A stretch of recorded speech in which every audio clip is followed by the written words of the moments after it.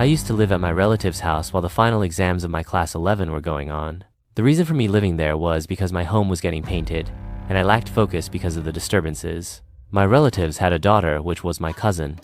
She was really young, like 6-7 years old. And they had a 4-room apartment, so it was easy for me to study there. At least I thought so. One day I decided I will study late night, as I spent much of my daytime watching cricket. I decided to go into one of the rooms where no one used to come often, so I won't be having any problems. Next day was my physics exam, so I started with rotational motion.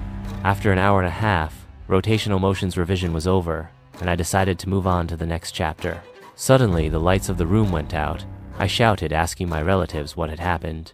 They told me the electricity had gone, and instantly switched on the inverter, and the light was back. It was around 2:30 am now. I was tired, and about to sleep, but I knew I had much work to do.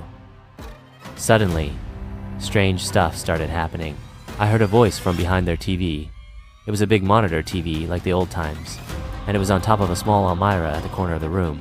I thought it must be a rat, and came back to my study table, but after a minute, I heard a voice from behind the TV again. My heart skipped a beat, and chills ran down my spine as I saw the curtain in the room moving.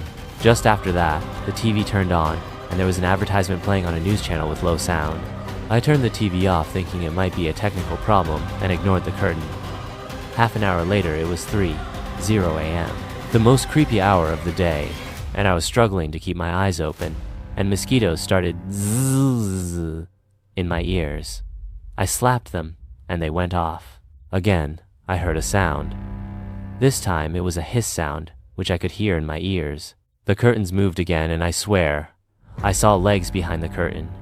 Ugly, wounded, dark legs. I blinked a few times, rubbed my eyes, and they were gone.